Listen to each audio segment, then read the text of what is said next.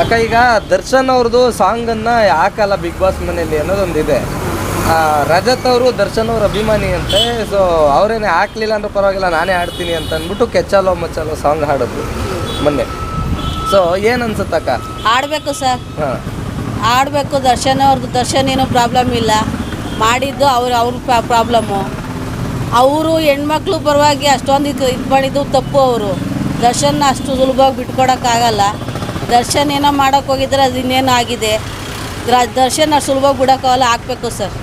ಅಲ್ಲ, big boss ಮನೇಲಿ ಈಗ ಬಿಗ್ ಬಾಸ್ ಸ್ಟಾರ್ಟ್ ಆದಾಗ್ಲಿಂದನೂ ದರ್ಶನ್ ಸಾಂಗನ್ನು ಹಾಕಲ್ಲ ಜಾಸ್ತಿ.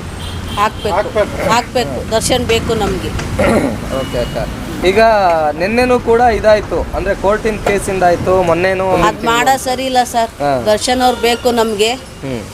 ಆಯಪ್ಪ ಮಾಡಿದ ಹೆಣ್ಮಕ್ಳದ್ದು ಹಂಗಂಗೆ ಕಳಿಸಿದ್ದು ಅವ್ನ ಪ್ರಾಬ್ಲಮ್ ಅಲ್ವಾ, ಅವ್ನ ಪಾಡಿಗೆ ಅವ್ನು ಸುಮ್ಮನೆ ಇರಬೇಕಿತ್ತು. ನಾವು ಹೆಂಗಿದೀವೋ ನಾವು ಹಂಗಿರ್ಬೇಕು. ಅದನ್ನ ಬಿಟ್ಬಿಟ್ಟು ಇನ್ನೊಬ್ರು ದೊಡ್ಡವ್ರದ್ದೆಲ್ಲ ಇದು ಮಾಡಕ್ಕೆ ಹೋದ್ರೆ ಯಾವ ಹೆಣ್ಮಕ್ಳು ಒಪ್ಪಲ್ಲ ಸರ್. ಇದನ್ನ ತಪ್ಪು ಅವಂದೇ. ಅದು ಬೇಕಾದ್ರೆ ಏನಾರ ಪರಿಹಾರ ಬೇಕಾದ್ರೆ ಕೇಳ್ಕೊಳ್ಳಿ ಅವ್ರು ಬೇಕು. ಅದನ್ನ ಬಿಟ್ಬಿಟ್ಟು ಅವ್ರನ್ನೇ ಇದು ಮಾಡಿಬಿಟ್ರೆ ಸರಿ ಹೋಗಲ್ಲ. ನಮ್ಮ ಕನ್ನಡ ಇಂಡಸ್ಟ್ರಿಯಲ್ಲಿ ದರ್ಶನ್ ಬೇಕು.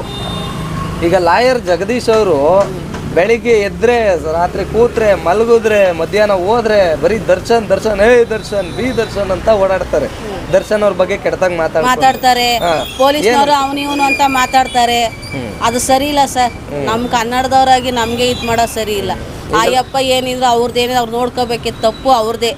ಬೇಕಾದ್ರೆ ಏನಿದ್ರೆ ಅವ್ರ ಜೀವನಾಂಶ ಏನಿರ್ಬೇಕಾದ್ರೆ ಈಸ್ಕೋಬೋದು. ಅವ್ರ ಹೆಣ್ಮಕ್ಳ ಬಗ್ಗೆ ಅಷ್ಟೊಂದು ಇದು ಮಾಡಿದ್ದು ತಪ್ಪು ಅಂದರೆ ತಪ್ಪು. ಅದು ಒಪ್ಕೊಳ್ಳಲ್ಲ. ನಾವೇ ಸಾಮಾನ್ಯ ಜನಗಳೇ ಒಪ್ಕೊಳ್ಳಲ್ಲ. ಅದನ್ನ ಬಿಟ್ಬಿಟ್ಟು ಅದಕ್ಕೋಸ್ಕರ ಅವ್ರು ಆ ಥರ ಇದು ಮಾಡಿ ಸರಿಯಲ್ಲ. ದರ್ಶನ್ ಬೇಕು ನಮಗೆ, ದರ್ಶನ್ ಇರಬೇಕು.